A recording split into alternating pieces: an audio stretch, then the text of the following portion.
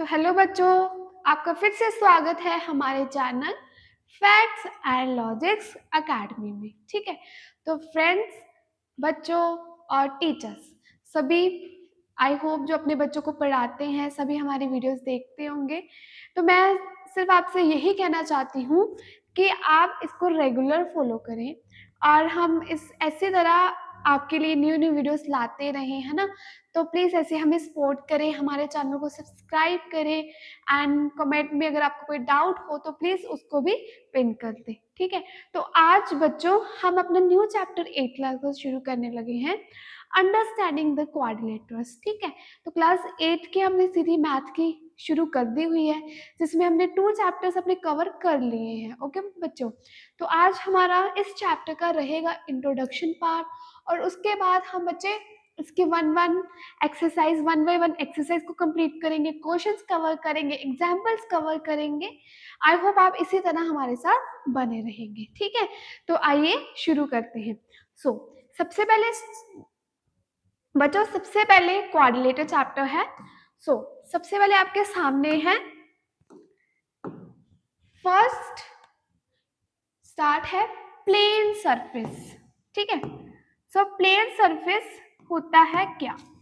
तो आपको पता है कि आप कॉपी का पन्ना देखा आपने, वो एकदम सॉफ्ट होता है, बिल्कुल प्लेन होता है। ठीक है, उसे ही हम क्या कहते हैं? Plane surface.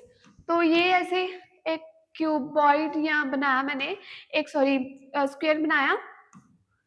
चलो, ये पूरा इसके अंदर वाला है क्या बच्चे? प्लेन सरफेस है। अगर मैं बात करूं इस एलईडी की, ठीक है, इसको मैं पूरा, ठीक है, इसको मैं पूरा इस तरह कर दूं तो ये भी एक प्लेन सरफेस है। ठीक है, ये पूरा एक प्लेन सरफेस है। क्लियर? पेज, कॉपी का पेज जो होता है वो भी एक पूरा प्लेन सरफेस है। मैं आपको एग्जांपल देती हूँ। बच्चे, मेरे पास एक डायरी है, जैसे एक मिनट में लाती हूँ। देखो, जैसे मेरे पास ये कॉपी है, ठीक है, ये कितना प्लेन सरफेस है, तो ये पूरा क्या हुआ? एक प्लेन सरफेस हुआ, है ना।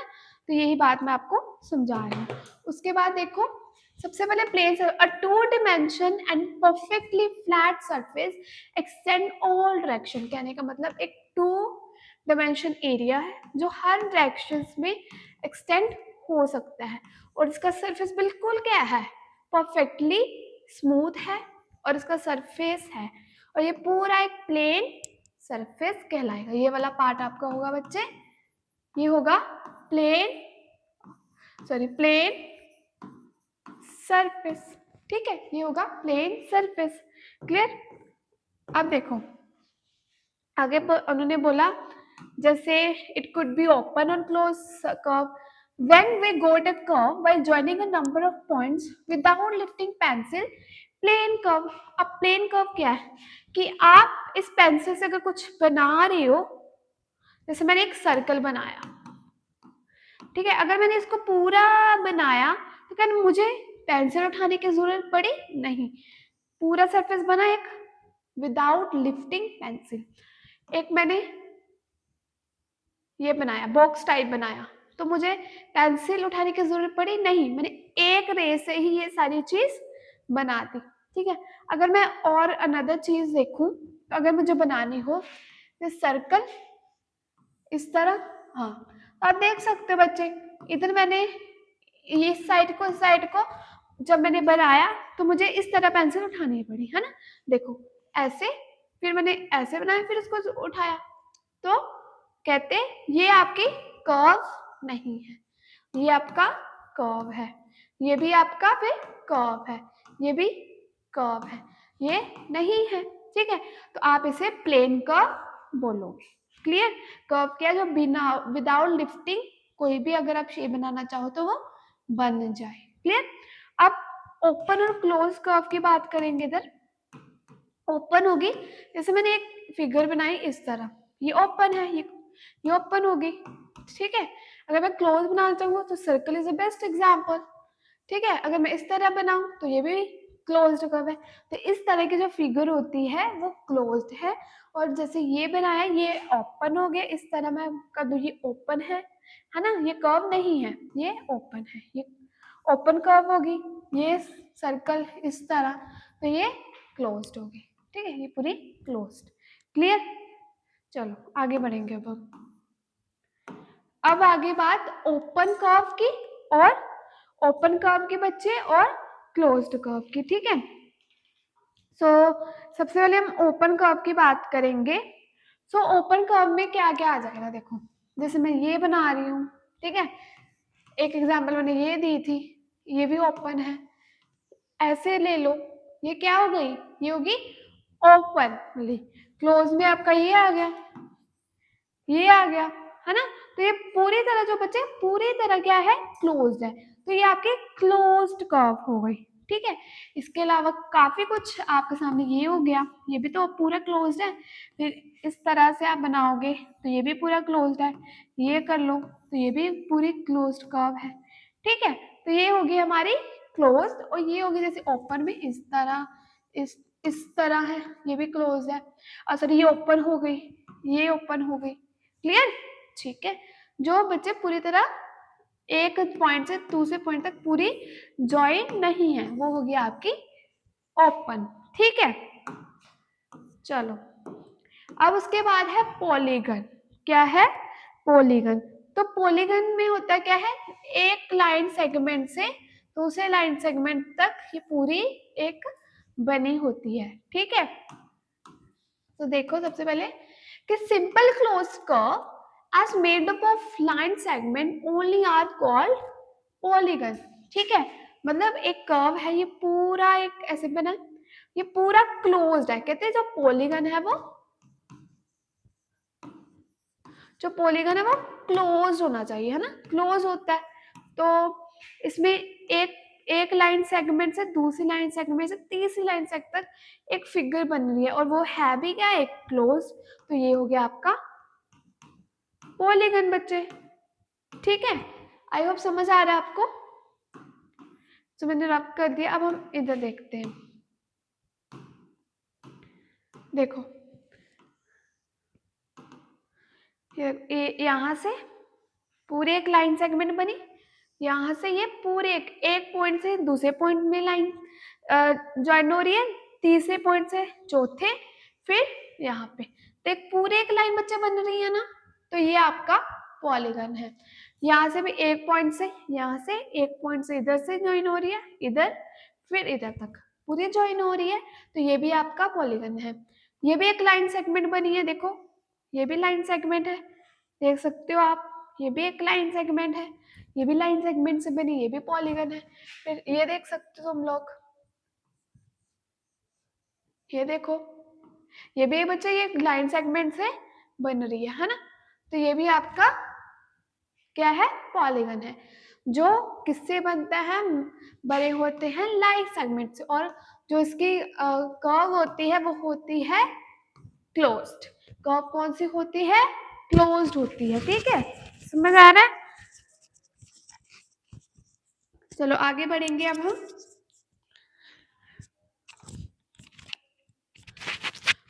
आई होप आपको इतना समझ आ गया, अब आप आगे बढ़ते हैं। चलो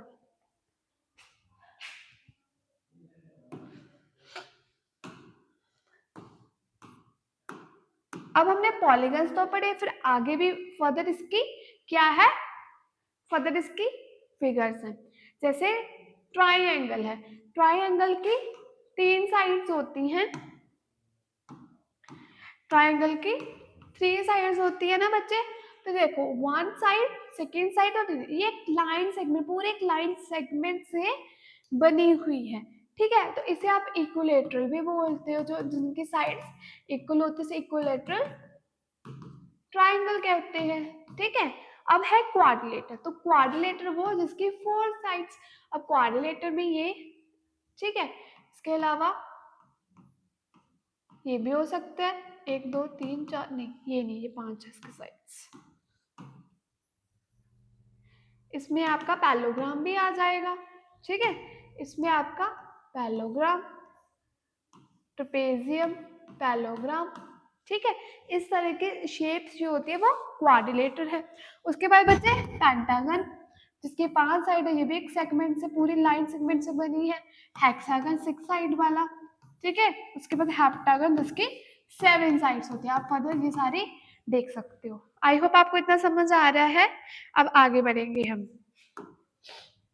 अब और भी है, 8 साइड ऑक्टागन वाले, 9 साइड नोनागन एंड डेकागन, ठीक है, जिनके साइड 8 साइड्स होती है, 9 साइड्स और 10 साइड्स वाले को हम डेकागन बोलते हैं। ये सारे आपके पॉलीगन्स है, क्योंकि ये एक लाइन सेगमेंट से बने होते हैं, जिनका पूरा एक लाइन सेगमेंट होती है, एक पॉइंट से दूसरे लाइन तक ये ज्वाइन हो रही है, वो आपके क्या है, पॉलीगन। अब आगे आ जाती है कन्वेक्स पॉलीगन और दूसरा है कनकेव। अब 2 टाइप के फर्दर इसके टाइप्स होती है, ठीक है। वो द पॉलीगन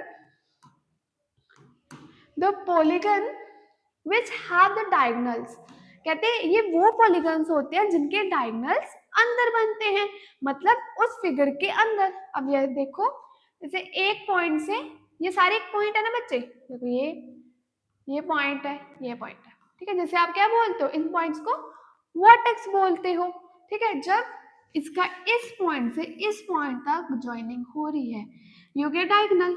इस पॉइंट से इस पॉइंट तक ज्वाइनिंग हो गई, तो ये भी क्या हो गया बच्चे, डायगोनल हो गया।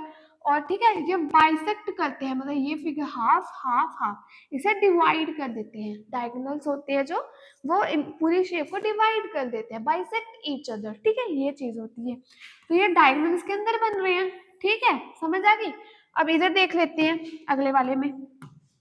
अब इसके डायगोनल्स, ये इसके साथ ज्वाइनिंग हो रही है, इसके साथ ज्वाइनिंग हो रही है, इसके साथ ज्वाइनिंग हो रही है, ऐसे डायगोनल्स बन रहे इसके साथ ऑलरेडी, ये इसके साथ ऑलरेडी जुड़ा है, इसके साथ ऑलरेडी जुड़ा हुआ, इसके साथ, ठीक है ना। इस तरह से ये क्या होते हैं, डायगोनल्स ज्वाइन होते हैं। इस तरह से ये डायगोनल्स बने होते हैं, क्लियर। ये जो डिवाइड कर देता है इक्वल पार्ट्स में। अब इधर देख लो, ये इस तरह से, ये शेप में इस तरह से, ये इसको इस तरह से में काटेगा, ठीक है, ये इसको इस तरह से, ये इसको इस तरह से, ये इसको इस तरह से, ये वाले इस पॉइंट के साथ, ठीक है बच्चे। आई होप आपको क्लियर हो रहा है, ठीक है। तो इस तरह से ये डायगोनल्स क्या करते हैं, इसके अंदर बनते हैं, उसको हम कॉन्वेक्स पॉलीगन बोलते हैं, क्लियर। चलो अब आगे बढ़ेंगे।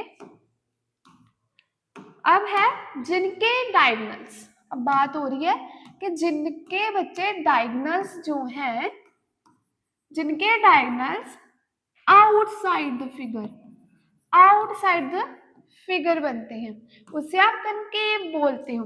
देखो, एक डायगोनल इससे तो चलो बन रहा है, ठीक है, अब ये बाहर बन रहा है, ये डायगोनल इधर बन गया, है ना।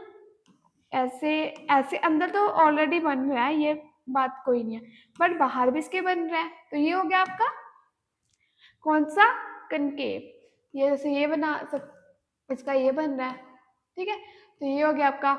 इसके बाद ये हो गया, ये इसके साथ अंदर भी बन रहा है, उसके बाहर भी जो डायगोनल्स बनते हैं, जिस फिगर में बाहर भी ऐसे डायगोनल बन पा रहे हैं, उसे आप बोलते हो कनकेव, कनकेव पॉलीगन। उसे क्या बोलते हैं बच्चे, कनकेव पॉलीगन बोलते हो। आई होप यहाँ तक तुम लोगों को समझ आ गया, ठीक है। चलो आगे बढ़ेंगे।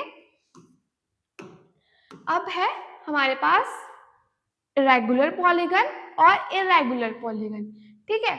इरेगुलर पॉलीगन और रेगुलर पॉलीगन में क्या फर्क है, जिनकी साइड्स, जिनकी सेम होती है, जिनकी जो साइड्स है ना वो सेम लेंथ पे होती है। जैसे ये ट्राइंगल है, इस सेम पे है ना, देख सकते हो आप, सेम, अगर जितना इधर लेंथ है उतनी ही सेम लेंथ इधर भी है, उतनी ही ये पूरी बनी हुई है, तो ये हो गया आपका रेगुलर पॉलीगन। अगर मैं बात करूं इरेगुलर पॉलीगन की, तो वैसे ही देख लो, अब ये वाली साइड थोड़ी ज्यादा है, ठीक है, ये वाली यहाँ पे थोड़ा सा कम है, तो ये हो गया आपकी इरेगुलर पॉलीगन, जिनकी साइड्स मतलब जिनकी साइड्स इक्वल नहीं होती।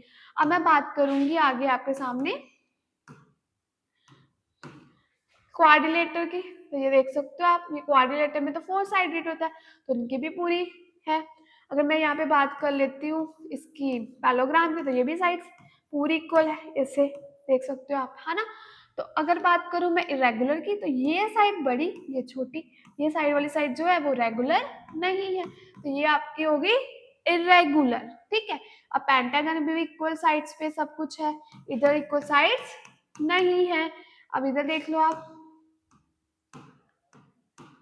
एक मिनट, ठीक है, इधर देख लो, इसकी भी इक्वल साइड्स है पूरी, इसकी भी जो इक्वल साइड्स है, बट है तो ये भी हेक्सागन नहीं है, ठीक है तो ये भी हेक्सागन नहीं है, बट बच्चे ये देखो साइड्स को इक्वल है, ऐसे बनी हुई है, 1 2 3 4 5 6 साइड सारी सेम है, बट इक्वल लेंथ पे नहीं है, तो ये हो गया आपका इरेगुलर, ठीक है, ये हो गया आपका इरेगुलर पॉलीगन। तो ये हो गया आपके इरेगुलर पॉलीगन, ये है इरेगुलर वाले, ये है रेगुलर वाले। आई होप समझ आ रहा है आपको यहाँ तक। तो चलो पढ़ लेते हैं। सबसे पहले यही लिखा है कि रेगुलर पॉलीगन वो होते हैं जिनकी इक्वल एंगल्स होते हैं, इक्वल साइड्स होती है, सेम लेंथ होती है, जबकि रेगुलर पॉइंट्स में इक्वल लेंथ, जो रेगुलर ना ही साइज होती है, ना ही साइज होता है, ना ही साइड्स होती है। अब एंगल की बात, अगर ये 90 है तो ये भी 90 होगा, ये भी 90 होगा, ये भी, ये 60 है, ये भी 60 डिग्री, ये भी 60 डिग्री, ये भी 60 डिग्री। उसी तरह इसका ये एंगल, ये एंगल, ये एंगल, ये एंगल सभी सेम, इसका ये सब सेम। बल्कि बट इधर ऐसा नहीं होगा, ये सिर्फ इस पे 90 डिग्री बन रहा है, इस पे कुछ नहीं बन रहा, इसके इसके सभी के एंगल अलग अलग होते हैं, तो इनकी कुछ सेम नहीं होता, तो इसीलिए ये रेगुलर है, जबकि ये वाले रेगुलर है। क्लियर? चलो आगे बढ़ेंगे। अब तुम्हारे पास है sum of the measure of angles. So sum of the measures of angle कहते हैं कि एक्सटीरियर एंगल का जो सम होता है बच्चे, वो 360 डिग्री का होता है। उन्होंने इसमें ये बोला, मतलब जैसे ये आपका एक्सटीरियर एंगल बन रहा है, ठीक है, ये सारी एक्सटीरियर एंगल है। सो इंटीरियर एंगल पता है ना, अंदर वाले एंगल्स होते हैं, ठीक है। सो ये आपके एक्सटीरियर एंगल है, ये आपका 5 नंबर, 4 1 2 3, तो ये सारे एंगल्स होते हैं, उनका जो सम होगा ना बच्चे, वो होगा 360 डिग्री। क्लियर? अगर आप बोलो कि मैम इधर क्यों नहीं एंगल बन रहा एक्सटीरियर, है ना, तो क्यों नहीं बन रहा, तो मैं आपको ये भी बात बता देती हूँ कि जब एक लाइन मैंने एक्सटेंड की, जब मैंने यहाँ पे एक लाइन एक्सटेंड की, जब दूसरे पॉलीगन के एंगल क्या हो रही हो, एक्सटेंड हो रही हो, उधर ही क्या बनता है, यहाँ पे एक्सटीरियर एंगल बनता है। जब ये एक स्ट्रेट लाइन पे एंगल बन रहा है बच्चे, तो ये आपका लीनियर एंगल होगा, ये यहाँ पे लीनियर एंगल होगा, ये सभी को पता है ना। तो जब एक लाइन से हम स्ट्रेट लाइन से दूसरे पॉलीगन की लाइन यहाँ पे एक्सटेंड हो रही है, तो ये आपका एक्सटीरियर बनता है, यहाँ पे आपका एक्सटीरियर बनता है। समझ आ रहा है? चलो अब मैं तुम्हें बता देती हूँ शेप में, यहाँ से ऐसे लाइन एक्सटेंड हो रही है, तो यहाँ पे क्या बन रहा है ना, इधर से इधर, ये भी एक्सटीरियर लाइन है, तो इधर से फिर एक्सटेंड होगी, ये भी, इधर से ये भी, इधर से ये भी, इधर से ये भी, ठीक है, पूरी शेप को कवर किया, और इन सभी का सम कितना होगा, 360 डिग्री होगा, ठीक है।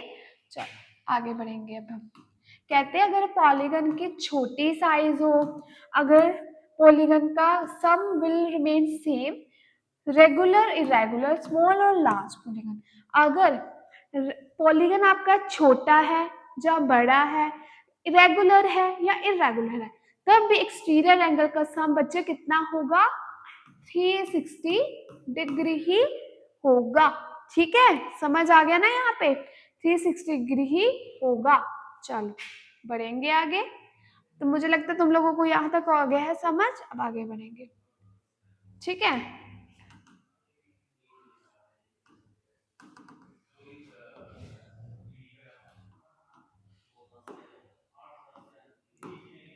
अब हमने क्वाड्रिलेटर के बारे में पढ़ना, चैप्टर का नाम ही अंडरस्टैंडिंग द क्वाड्रिलेटर, क्वाड्रिलेटर को समझो, है ना।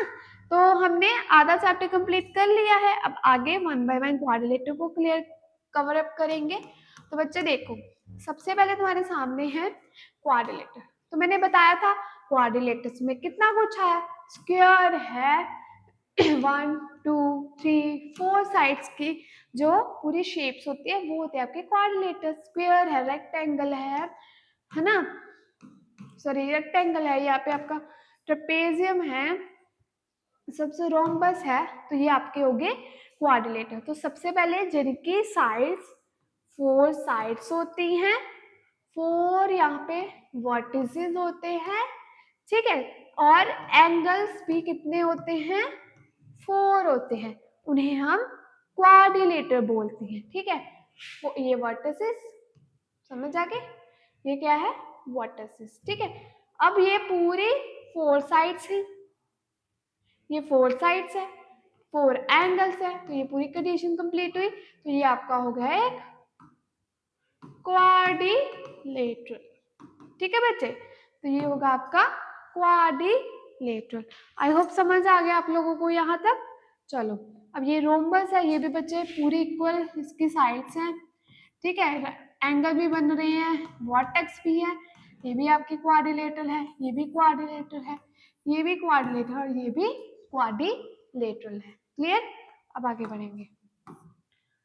अब उन्होंने बोला कि इंटीरियर एंगल ऑफ क्वाड्रिलेटर हो या एक्सटीरियर हो, तो सम उसका कितना होगा, 360 डिग्री होगा। एंगल सम प्रॉपर्टी, सॉरी जब हमने क्वेश्चंस में बच्चे लगानी है ना, तो तब हम आप अच्छे से क्लियर होंगे कि उसका जो सम है वो 360 डिग्री ही होगा, ठीक है। अब आगे है काइंड्स ऑफ क्वाड्रिलेटर। सो सबसे पहले काइंड है आपके सामने ट्रेपेजियम। तो फ्रेंड्स ट्रेपेजियम, सो ट्रेपेजियम किसी तरह भी हो सकती है, ऊपर की साइड छोटी है, बड़ी की नीचे वाली साइड बड़ी, ऊपर की बड़ी हो सकती है, नीचे थोड़ी टेढ़ी भी बना सकते हैं वो इस तरह से। तो आप शेप को एक बार अच्छे से समझ लेना फिगर को, तो आप जिस तरह से भी आ जाए तो नॉन कंफ्यूजन, ठीक है।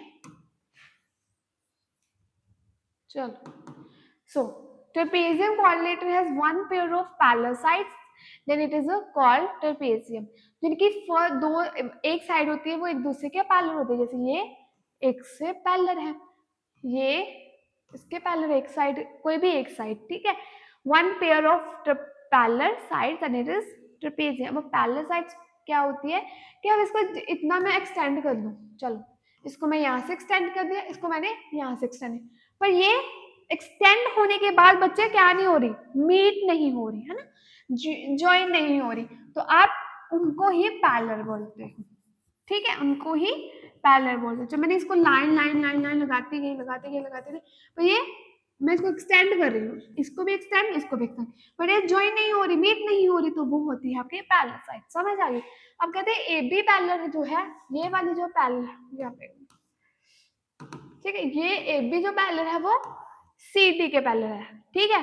तो इसीलिए ये पूरी देखो, मैंने बोला था ना एक साइड को इसकी, अब इसका मतलब ए बी और सी डी, तो ये क्या होगी आपकी ट्रेपेजियम, ठीक है, ये क्या होगी, ट्रेपेजियम होगी। चलो आगे बढ़ेंगे।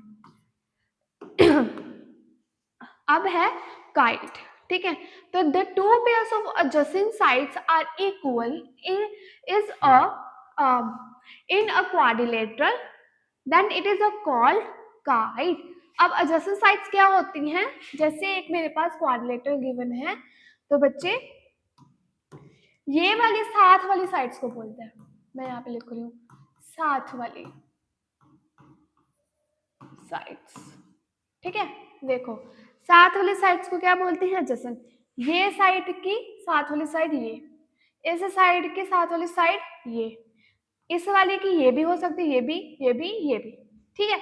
इस साइड के साथ वाली साइड ये होगी, इस साइड की साथ वाली साइड ये साइड ये, तो इसे हम बोलते हैं एडजेसेंट साइड्स। क्लियर।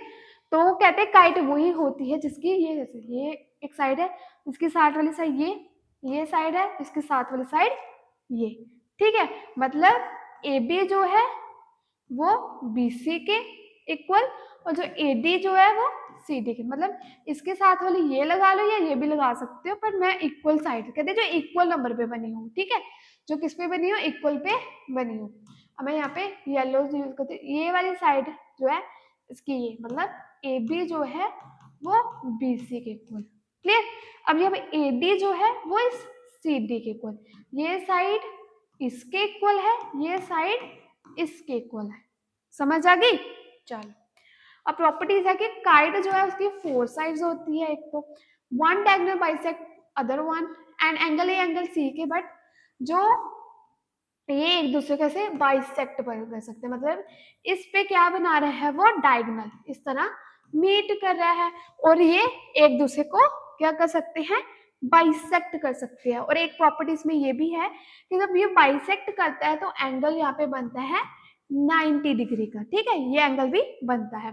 उसके अलावा कहते हैं ये वाली चीज जो है इसके इक्वल है, एंगल ए जो है वो एंगल सी के, बट जो एंगल बी है एंगल डी के इक्वल नहीं है, एंगल डी के इक्वल नहीं है। क्यों नहीं है, क्योंकि ये तो इक्वल साइड पे है, मतलब इक्वल डिस्टेंस पे, तो ये वाली साइड थोड़ी बड़ी है, ये छोटी है, ये बड़ी है, तो ये एंगल इक्वल नहीं है, ठीक है। अब मैं फिर से समझा रही हूँ कि ये बाइसेक्ट ऐसे करता है कि ये जैसे डायगोनल बनता है, तो ये एक दूसरे को बाइसेक्ट करते हैं, मतलब डिवाइड कर पा रहे हैं, ठीक है। और ये बाइसेक्ट करने पर यहाँ पे 90 डिग्री बनता है, ये भी पता होना चाहिए आपको। और कहते हैं ये वाली साइड इस साइड के इक्वल है, एंगल ए जो बन रहा है एंगल सी के इक्वल है, बट ये एंगल बी जो है एंगल डी के इक्वल नहीं है, ठीक है, नहीं है। और ये वाली साइड इसके इक्वल है, ये और ये इक्वल, ये वाली साइड जो है बच्चे इसके इक्वल है, क्लियर, समझ आ गया आपको। चलो अब आगे बढ़ेंगे। अब है पैलोग्राम, ठीक है। So if two pair of opposite sides parallel in a quadrilateral और कॉल्ड पैलोग्राम। ऑपोजिट साइड मतलब आमने सामने वाली, ऑपोजिट मतलब आमने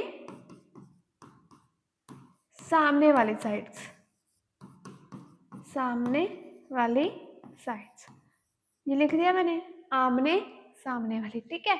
ये से ये साइड इसके ऑपोजिट, ये साइड इसके ऑपोजिट, ये साइड इसके ऑपोजिट, समझ आई। ये वाली इस साइड के ऑपोजिट, ये साइड इसके ऑपोजिट, ठीक है बच्चे, समझ आ रहा ना। अब देख लेते हैं हम फिगर के फिर से थ्रू। देखो कहता कि एक्स वाई जो है वो पैरेलल है जेड डब्ल्यू के, ठीक है, जबकि जो एक्स जेड है वो पैरेलल है वाई डब्ल्यू के, मतलब ये वाली साइड बच्चे इस साइड के, ये ऑपोजिट साइड होती है, ठीक है, ये ऑपोजिट साइड, जो ऑपोजिट साइड एक दूसरे के इक्वल होती है उसे हम पैरेललोग्राम बोलते हैं, और ये वाली ऑपोजिट साइड इस ऑपोजिट के इक्वल होती है। सो इसी तरह जो एक्स वाई जेड डब्ल्यू है वो एक पैरेललोग्राम है। क्या है बच्चे, एक पैरेललोग्राम है। समझ आ गया आप लोगों को इतना। चलो आगे बढ़ेंगे अब। अब देखो प्रॉपर्टीज है कि सबसे पहले है ऑपोजिट साइड्स की, ठीक है, कि जो ऑपोजिट साइड होती है वो इसकी इक्वल होती है बच्चे। सो हमने देखा कि एक्स वाई जो इसके पैरेलल है, ये वाली साइड इसके पैरेलल है, एक्स जेड वाई डब्ल्यू के और एक्स वाई जेड डब्ल्यू के। वही चीज मैंने यहाँ पे लिखी कि pair of sides, pair of opposite side जो की है इक्वल है, ठीक है। अब opposite angles, pair of opposite angles are, जैसे ऑपोजिट एंगल अब ये वाले होंगे ना, इसके ऑपोजिट यही है, इसके ऑपोजिट ये वाला है, मतलब एंगल एक्स जो है किसके इक्वल, एंगल डब्ल्यू के, ठीक है, और एंगल वाई जो है बच्चे वो किसके इक्वल, एंगल जेड के। ये वाला एंगल मैं फिर से साफ कर देती हूँ एक बार, चलो एंगल एक्स एंगल डब्ल्यू, मैं यहाँ पे लिख रही हूँ एंगल एक्स डब्ल्यू के, ठीक है। अब ये वाला एंगल जो है बच्चे इसके इक्वल है ना, ये वाला इसके इक्वल, तो एंगल Z जो है वो एंगल Y। समझ आ गया इतना आपको, क्लियर हो इतना। चलो आगे बढ़ेंगे अब हम। अब adjacent साइड्स की बात करेंगे और adjacent एंगल्स की बात करेंगे। तो हमने देखा था बच्चों, जो adjacent साइड्स होते हैं वो साइड वाली, इस साइड की साथ वाली ये है, इस साइड वाले की ये है, और इस साथ वाले की ये है, मतलब इसकी ये होगी, इसकी ये होगी, ठीक है। इस तरह प्रोसेस चल रहा है। So pair of adjacent sides are, जैसे ये साइड है x से लेकर y तक, पूरी एक साइड है, तो इसकी साथ वाली होगी ये y w, और इस साइड की ZW के साथ वाली होगी बच्चे XZ, XZ होगी। अब फिर से XY के साथ वाली क्या होगी, अब इसके साथ वाली XZ ही चलेगी, ठीक है। उसी तरह बनने, उसी तरह अगर मैं adjacent एंगल्स की बात करूं तो वो भी साथ वाली, जैसे X, angle X equal to angle Z। मैं जिस तरह से कंफ्यूज नहीं होना, एंगल Y एंगल W, ठीक है, फिर एंगल Z और एंगल W, फिर एंगल X और एंगल Y। कंप्लीट हो गया ना प्रोसेस, समझ आ गई। चलो अब शेप के अकॉर्डिंग देख लो, एंगल X के साथ वाली ये, ठीक है, और एंगल Y का साथ वाला ये, एंगल W के साथ वाला एंगल ये हो गया, और एंगल Z के साथ वाला एंगल X हो गया। तो मतलब आमने, ये भी ऑपोजिट हो गए, ठीक है, मतलब साथ वाले हो गए। ऑपोजिट तो वो हो गए ना जो X, ये जो हो गया ऑपोजिट वाले, ये हो गया आपके साथ वाले एडजेसेंट एंगल्स, ठीक है। एडजेसेंट साइड्स भी साथ वाली साइड होती है, और एडजेसेंट एंगल्स भी साथ वाले एंगल्स होते हैं, ठीक है, समझ आ गई। चलो अब है आपके सामने प्रॉपर्टीज है कि ऑपोजिट, जो पैलोग्राम के ऑपोजिट साइड्स होती हैं, यस वो इस तरह से इक्वल होती हैं। Opposite angles of a parallelogram will always equal major, yes ये इक्वल मेजर पे ही, मतलब इसकी जो लेंथ होती है ना बच्चे, इस तरह पूरी जो लेंथ है वो इक्वली मेजर की होती है, ठीक है। और इसके two diagonals of bisect, yes इसको इस तरह से बाइसेक्ट किया जा सकता है, इसके अंदर डायगोनल्स बन जाते हैं। A pair of adjacent angles parallelogram will always be supplementary angle, ठीक है।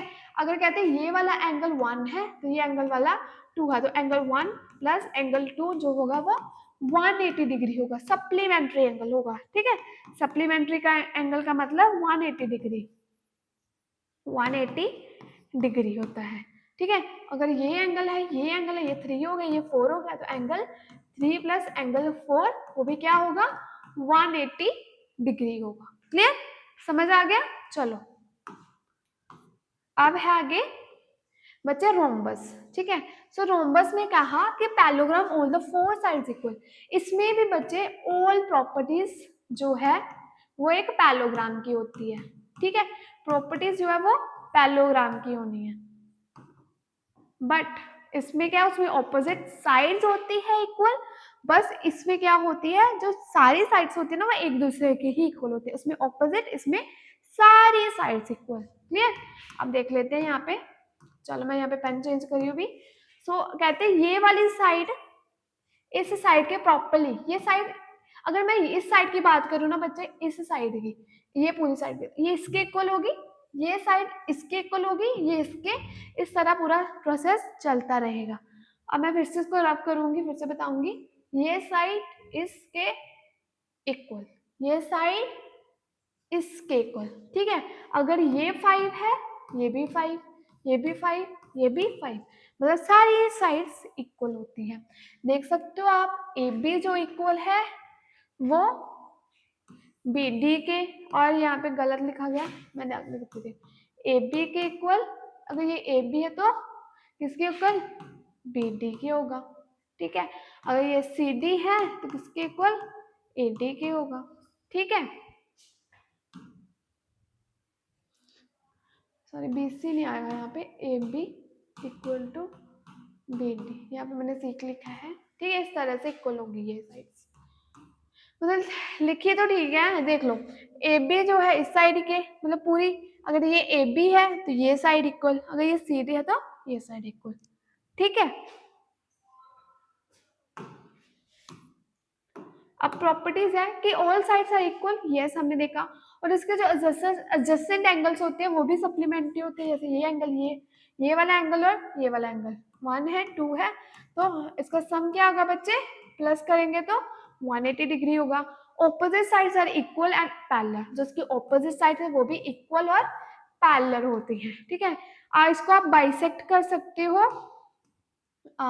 इसको इस तरह आप बाइसेक्ट कर सकते हो, बट बाइसेक्ट करने पे इस पे 90 डिग्री एंगल बनता है, ठीक है, 90 डिग्री एंगल बनता है।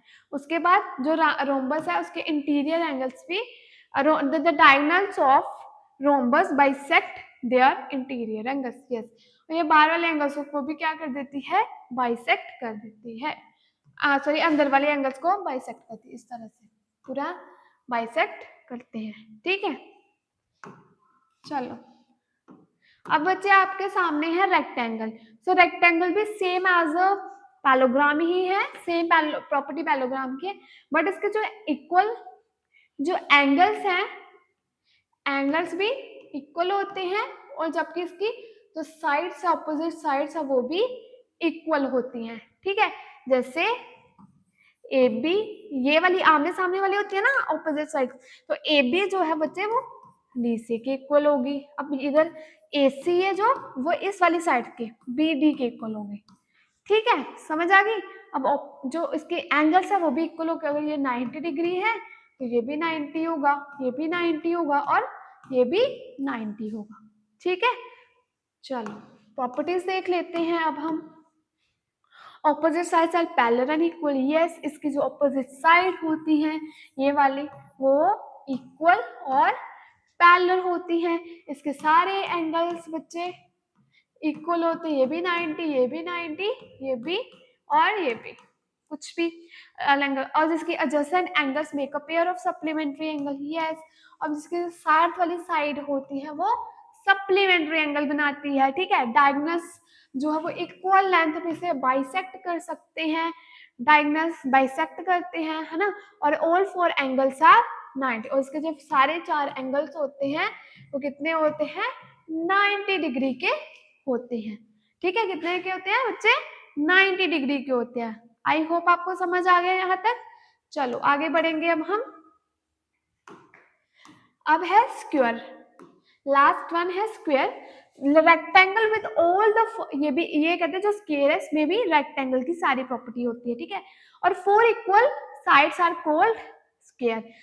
जो स्क्वायर होते हैं उसकी सारी साइड बच्चे इक्वल होती है, ठीक है, सारी साइड इक्वल होती है, जैसे ए बी है वो बी सी के इक्वल होगा, ठीक है, सी डी है तो वो ए डी के इक्वल होगा, मतलब ऐसे डायगोनल भी अगर आप खींच लो तो उस तरह से ये इक्वल हो सकता है, ठीक है। आई होप समझ आ गया। डायगोनल मतलब ये इक्वल लेंथ पे इसको डिवाइड कर देता है, अगर मैं इसको ओ बना दूं तो ये ऐसे ए ओ इक्वल होगा इसके, ये ओ सी इक्वल होगा ओ बी के। डायगोनल का मतलब समझ जाना अच्छे से, पेपर आपके जो क्वेश्चंस है ना बच्चे उसमें काफी यूज होगा, ठीक है। क्लियर, इतना समझ आ गया आपको। चलो अब इसकी प्रॉपर्टीज देख लेते हैं। चलो प्रॉपर्टीज है कि इसके जो सारे साइड्स है वो इक्वल होती है, यस, इसकी सारी साइड्स होती हैं वो इक्वल होती है, ये भी 5, ये भी 5, ये भी 5 और ये भी 5, ठीक है। ऑपोजिट साइड्स आर पैरेलल, जो इसकी आमने सामने वाली साइड्स है वो एक दूसरे के पैरेलल होती है, मतलब ज्वाइन नहीं हो सकती। डायगोनल्स जो है वो इक्वल लेंथ पे इसको बाइसेक्ट करते हैं। Diagonals are perpendicular bisect to each other, जब इसके डायगोनल्स बाइसेक्ट करते हैं तो वो 90 डिग्री बनाते हैं।